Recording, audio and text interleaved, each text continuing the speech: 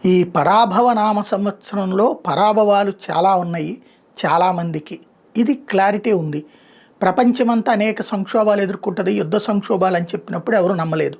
యుద్ధం చూస్తున్నాం, ముదురుతున్నది చూస్తున్నాం. అలాగే అది ఫ్లేరప్ అయి ఇతర దేశాలకు పాకుతున్నది చూస్తున్నాం.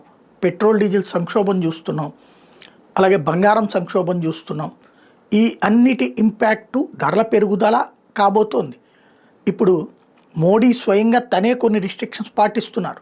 ఆయనే తన కాన్వాయ్లో వెహికల్స్ని తగ్గించుకోవడం దగ్గర నుంచి ఎలక్ట్రిక్ వెహికల్స్ పెట్టేదాకా ఇప్పుడు విదేశీ టూర్లు తగ్గించండి, లేకపోతే బంగారం తక్కువ కొనండి అనగానే ఇక ప్రతిపక్షాలకు ఒక ఆప్షన్. ఇప్పుడు చైనాలోనూ రేట్లు పెరిగినాయి, అమెరికాలోనూ రేట్లు పెరిగినాయి. ఇప్పుడు ఎదవరకటి రోజుల్లో అయితే మనకేం తెలియదు, పేపరు టీవీలలో వచ్చే వార్తలు, అందులో ప్రభుత్వం ఏం చెప్తే అది రాసే వార్తలు తప్పించి ఉండే కాని రోజులు. ఇప్పుడు దేశ విదేశాల్లో మన వాళ్ళే పనిచేస్తున్నారు, మన పిల్లలే చదువుకుంటున్నారు. అక్కడ రేట్లు ఎంత పెరిగినాయి అన్నది తెలుసు.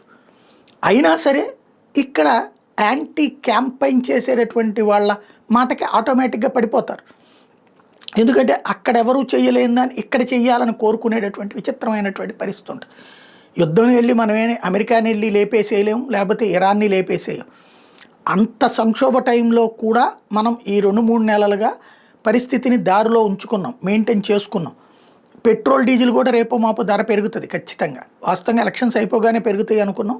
కొంత గ్యాస్కి సంబంధించి ఆల్రెడీ మొన్న కమర్షియల్ పెరిగింది. మ్యాక్సిమం కంట్రోల్ చేస్తున్నారు. రష్యా ఉక్రెయిన్ యుద్ధం ప్రారంభం సందర్భంలో పెరిగినటువంటి పెట్రోల్ డీజిల్ ధరని ఆ తర్వాత మెయింటైన్ చేసుకుంటూ వచ్చారు. మ్యాక్సిమం మన మీద పడకుండా 4 ఏళ్ల నుంచి కూడా ధర పెరగకుండా ఆ రేంజ్లోనే కేంద్ర ప్రభుత్వం లెక్కలు ఇంకా తగ్గించారు. మనకు 96 రూపాయలకి రావాలి, మన రాష్ట్ర ప్రభుత్వాలు వేసిన దానివల్ల 108 రూపాయల దాకా బలుకుతున్నటువంటి పరిస్థితి. అలాంటి జాగ్రత్తలు తీసుకున్నది మోడీ సర్కార్. కానీ ఇప్పుడు కొన్ని భారాలు తప్పదు. ఆదాయాలు తగ్గిపోతున్నాయి, ఉద్యోగాలు తగ్గిపోతున్నాయి, ఉపాధి అవకాశాలు తగ్గిపోతున్నాయి.